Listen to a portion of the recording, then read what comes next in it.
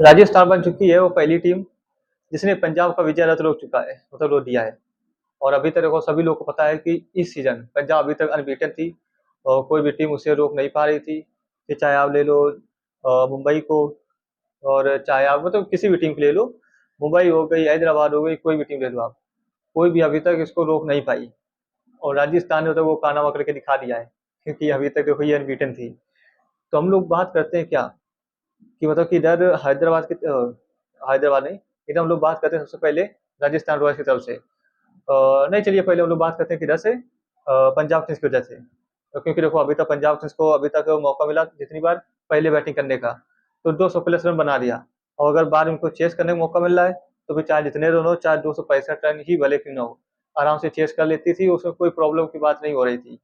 और फिर लेकिन यहाँ पे तो प्रॉब्लम क्या हुई, प्रॉब्लम कहीं कुछ नहीं हुई। प्रॉब्लम ये हुई कि देखो बैटिंग तो सभी अच्छी हुई, लेकिन बॉलिंग में तो थोड़ी कंसर्न की हो गई, क्योंकि इनके जो मेन बॉलर थे जैसे अर्शदीप हो गए, और कल देखो लॉकी फर्गुसन आए थे, तो लॉकी फर्गुसन देखो तगड़ा मार खा गए, और फिर अर्शदीप सिंह देखो मार खा गए।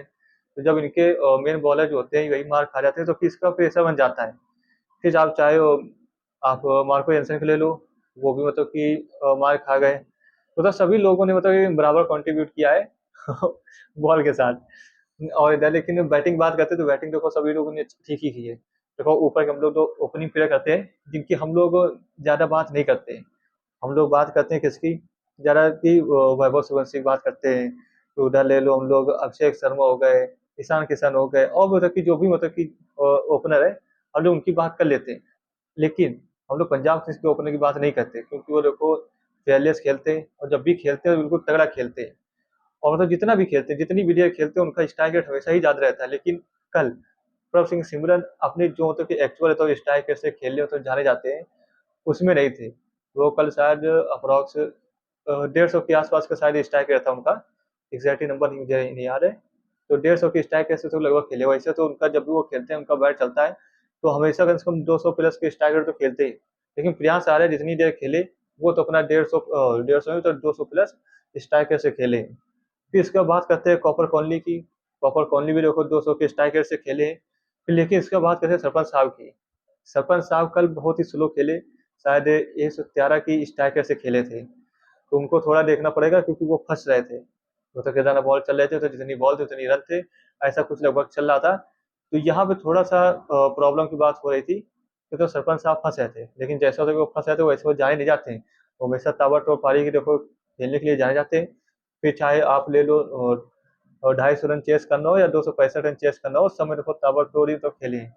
भले उनको 2 जीवन दान मिले तो वो बात अलग है, लेकिन जितनी देर खेले उतनी देर अच्छे स्ट्राइकर से खेले, 250 या 200 के प्लस के स्ट्राइकर से खेले। लेकिन कल वो फंस गए थे, वो तो कोई बात नहीं। लेकिन बात क्या हुई, बात ये हुई कि स्टोइनिस, मार्को स्टोइनिस जो थे, उन्होंने मतलब कि अपने बैट से मतलब कितना जलवा दिखाना स्टार्ट किया, क्योंकि भाई देखो उधर दोनों लोग खेल रहे थे, दसपन साहब और स्टोइनिस दोनों साथ में खेल रहे थे। तो जब स्टोइनिस देख रहे थे कि श्रेयस अय्यर फंस रहे हैं, उनके बैट से तो इतने अच्छे खासे रन नहीं आते, लेकिन फिर भी उन्होंने रन बनाया। ऐसी बात नहीं है कि रन नहीं बनाए, लेकिन अगर जिस स्ट्राइक रेट से वो खेलते हैं उस स्ट्राइक रेट से नहीं खेले। तो देख रहे थे कि सामने फिर प्रेशर बढ़ रहा है। अगर जब दोनों लोग की तरफ से अगर बैट से रन नहीं आएंगे, छक्के चौके नहीं आएंगे, तो फिर प्रॉब्लम हो जाती है। फिर ज्यादा तो छक्के चौके मारने के चक्कर में लोग आउट हो जाते हैं। तो फिर लेकिन वहां पे हम लोग देखते हैं क्या, मार्को स्टोइनिस अपने फॉर्म में आते हैं, जो कि एक बार उन्होंने शायद एलएसजी की तरफ से भी ऐसा कुछ किया था। तो फिर लास्ट में आए थे, वो तो ताबड़तोड़ मारा, तो शायद सेंचुरी भी मारी थी, एग्जैक्टली मुझे नहीं याद है। हाँ, तो वैसे तो इन्होंने खेला शायद 22 गेंद में कुछ 66 या 60 रन के आसपास इन्होंने बनाया है। वो पहले तो स्टार्टिंग में लग रहा था कि स्लो खेल रहे हैं, लेकिन बाद में जब मारना स्टार्ट किया तो फिर रुके ही नहीं। फिर चाहे वो कोई भी बॉलर आता, वो सामने से सबको मारा। अब बहुत धुआं धुआं मतलब मारा, बड़ी मजा आई।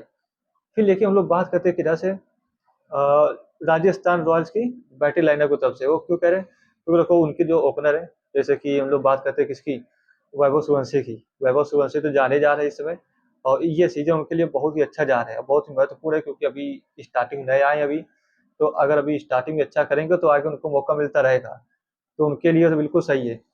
लेकिन वो जैसा कि जाने जाते हो तो कि स्ट्राइकर से 200 मतलब प्लस के स्ट्राइकर से खेलने वाले जाने जाते हैं, तो वही स्टाइल से अपना काम चालू कर दिया पहले। लेकिन हाँ, इस बात को ये था कि सब लोग को पहले देख रहे थे, एक दो बार सबके वाले पहले बीट किया मतलब समझे, फिर स्किल मारा। लेकिन अगर पिछले मैच के अगर हिसाब से देखा जाए तो कोई बॉल समझ नहीं रहे थे। और इसे मारते चले जा रहे थे। लेकिन इस बार थोड़ा सा मेच्योरिटी के साथ साथ थोड़ा होता कि बॉल समझा और फिर मारा। तो 43 या 44 रन के आसपास इन्होंने पारी खेली और वो भी 200 के प्लस के स्ट्राइक से ही खेला। लेकिन हम लोग बात करते हैं यशस्वी जायसवाल की, क्योंकि यशस्वी जायसवाल के लोग इतनी बात नहीं कर रहे हैं जितनी वैभव सूर्यवंशी बात कर रहे हैं। क्योंकि देखो, राजस्थान में यंग प्लेयर तो वो भी है, 24 साल के हैं, लेकिन बात यहाँ फंस जाती है कि उनके जो साथ खेलने वाला है वो अभी 15 साल का है। अब वो मतलब कि मार रहा है, और लेकिन मार तो ये भी रहे, लेकिन जो ये 15 साल का है, 24 साल का है, तो इसकी बात ये बढ़ जाती है। जैसे नहीं, छोटा बेटा घर का होता कि वो बड़ा बेटा, ये सब हो जाता है। तो वैसे प्रॉब्लम हो गई है। और जैसे कि इनसे शायद पूछा भी गया था, शायद प्रेस कॉन्फ्रेंस या वही पे जो मैच के बाद होता है, वहाँ पूछा गया था, तो ये वो तो बता रहे थे कि मतलब यंग तो मैं भी हूँ। ठीक है, भाई 24 साल के यंग तो है ही है, लेकिन बात ये हो गई कि अब उनसे मतलब कि यंग आ गया है, तो इसीलिए उनको तो कि लोग कम मतलब बात करें। लेकिन उनके अगर रिकॉर्ड देख लो आप, फिर चाहे आप आईपीएल भी देखो, फिर चाहे इंटरनेशनल देखो, सभी में अच्छे हैं। और स्ट्राइक रेट भी अच्छा है, और टी20 खेलने के लिए मतलब कि अच्छे भी वो है, दावेदार है। कि ऐसा नहीं कि तो कि टी20 खेलने के लिए दावेदार नहीं है, सिर्फ टेस्ट ही खेल रहे हैं, ऐसे बात नहीं है। तो उनका देखा जाए तो टी20 में भी अच्छा उनका स्ट्राइक रेट है। और अभी अगर देखा जाए तो 2024 का जो अभी टी20 वर्ल्ड कप इंडिया जीती थी, तो उसका तो स्क्वाड का मतलब कि ये हिस्सा भी थे। फिर इसके बाद ये तो ड्रॉप किए गए, मतलब खिलाड़ी तो कि उनको खेलने का मौका ही नहीं मिल रहा है, और ड्रॉप किए जा रहे हैं।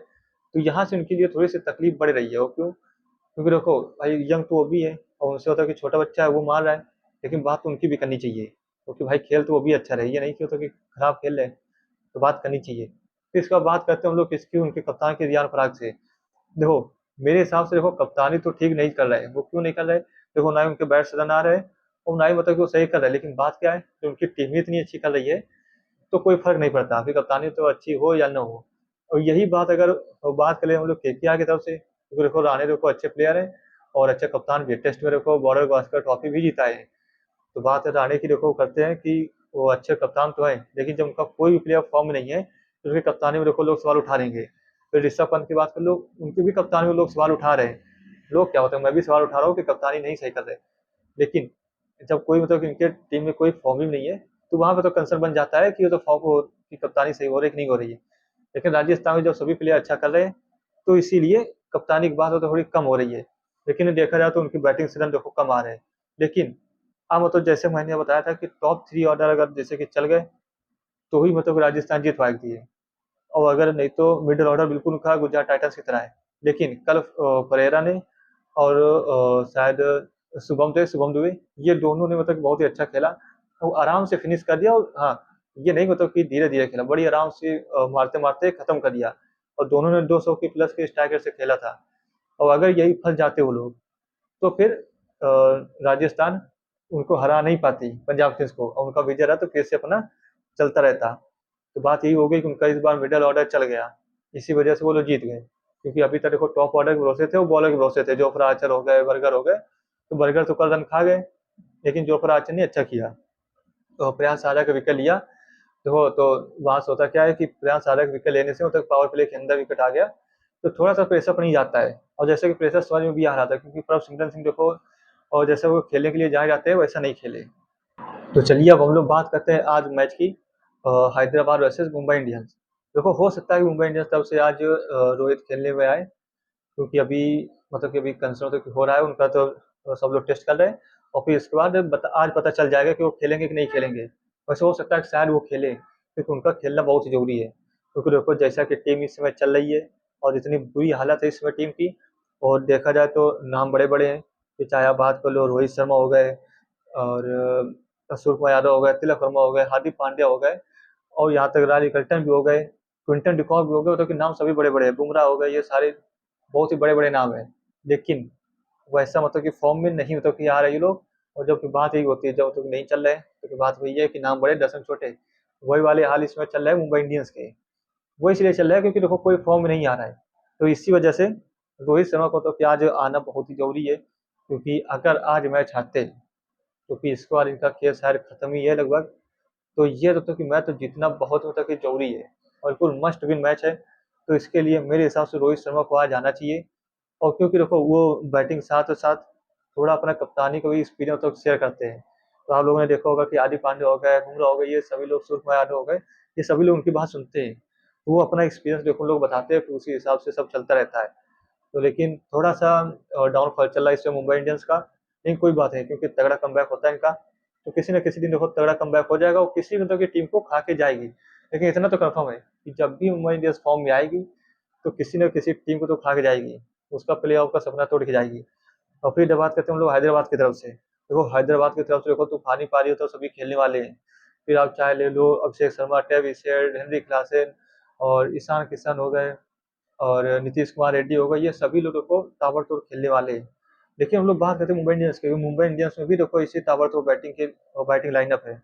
फिर देखो सब तो नमन देव भी देखो ठीक खेले, फॉर्म में आ रहे हैं, लेकिन नमन देव को तीसरे नंबर में भेजो मेरे हिसाब से ज़्यादा सही है।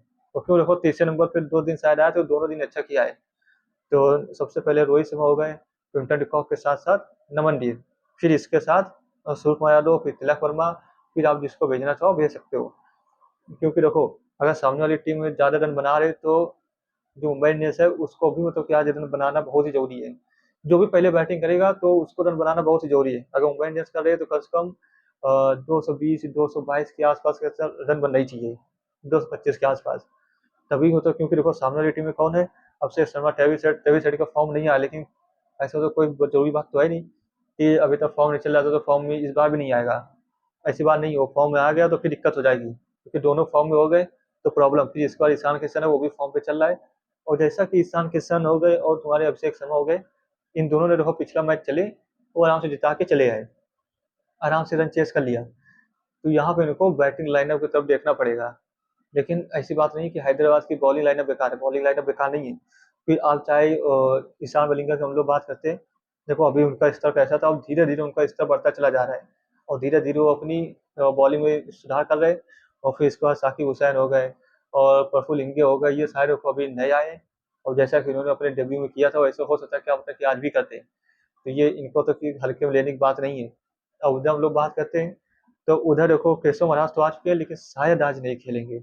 हो सकता है ना, खेले तो खेल भी सकते हैं, लेकिन हो सकता है कि ना भी खेलें। फिर देखो एक अल्लाह गजनफर है, वो तो खेलेंगे देखो, और बुमराह हो गए, तो ये लोग देखो नाम बड़े बड़े हैं। तो हो सकता है कि शायद कि इनकी बॉलिंग लाइनअप थोड़ा सा ज़्यादा भाई बेटर कर जाए क्योंकि बड़े बड़े नाम हैं। और देखो बुमराह के देखो 4 ओवर तो झेलने ही पड़ेंगे, और फिर इधर बीच में हार्दिक पांड्या अपना करा के आ जाते हैं। और हार्दिक पांड्या की ये भी बात है कि वो कभी कभी फॉर्म में आ गए तो बॉलिंग भी उनकी अच्छी हो जाती है। लेकिन इसमें इनकी तरफ से ज़्यादा तो कंसर्न है, तो ज़्यादा सोचने की बात है मुंबई इंडियंस को, क्योंकि उनकी ना बैटिंग लाइनअप चल रहा है ना ही इतना बॉलिंग लाइनअप चल रही है सही से। और फील्डिंग तो ठीक है, फील्डिंग बढ़िया चल रही है, तो ये दोनों सोचने की बात है। तो बाकी आप लोग कमेंट बताएंगे कि आज कौन जीतेगा और आप किसके सपोर्टर हो और कौन सा प्लेयर आपका फेवरेट है। तो चलिए, तो आज का वीडियो अगर पसंद आए हो तो वीडियो को लाइक कीजिए, और अगर चैनल पर नए हो तो चैनल सब्सक्राइब कीजिए। मिलते हैं कल फिर से, तब तक के लिए tata, take care, bye bye, जय हिंद।